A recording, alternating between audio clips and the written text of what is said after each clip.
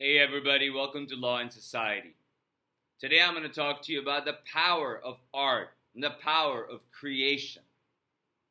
I don't know if you've seen this, but there are images, and if you Google it, say new Banksy monument at Waterloo Place, London, you'll see this monument that Banksy has installed in Waterloo Place in London, which shows that there's this pedestal, and on top of this pedestal, there's this person who's carrying a huge flag, and the flag is flowing and draping the person's face who is carrying the flag.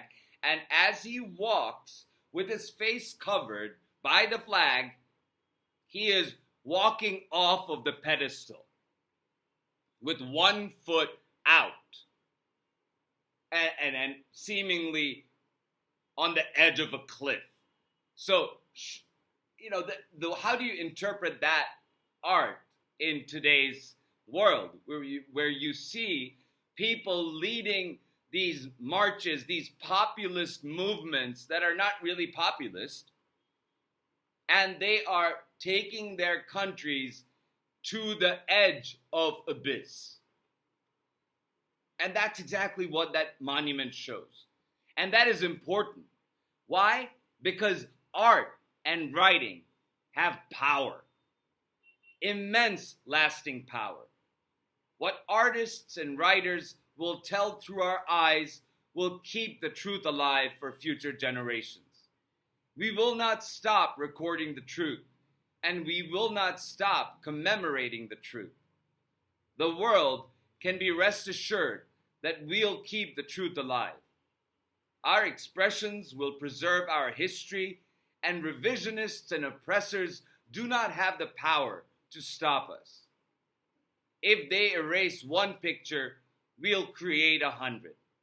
If they burn one book, we'll write 10 in its place.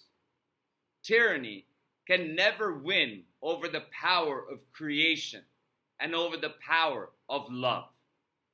Love is a unifying force, and artists and writers harness it and deliver it to the world.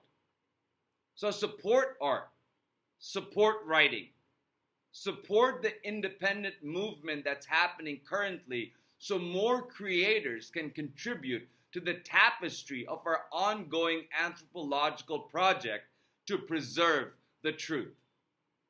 We are at a time in history that will be looked at by future generations and asked by future generations of what we, sitting in this moment, did.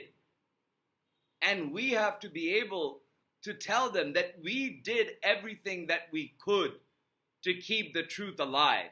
We did everything that we could to make sure that our country and the world doesn't fall into chaos. That we spoke about it, that we wrote about it, that we sang about it, that we drew about it, that we installed about it, that we will never stop pointing out the inequalities and the injustices that are happening right now. We are not going to stop calling them out. And revisionists and people who want to stop us, there are just too many of us. I am a droplet in this ocean of people who are rising up to reclaim decency, reclaim lawful society, to reclaim republic, to reclaim individual rights, to reclaim liberty, to reclaim justice. And we are pushing artists and writers and activists and creators are pushing. We are leading in many sectors to show the world the power of the individual and the power of creation.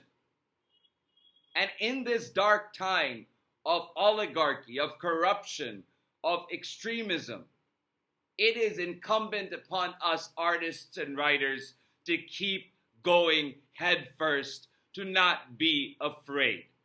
And I am so happy and so proud of my fellow writers and speakers and artists who are coming out by the droves, starting Substacks, starting YouTubes, starting all these other channels, and communicating with the people and building ties through the digital interface.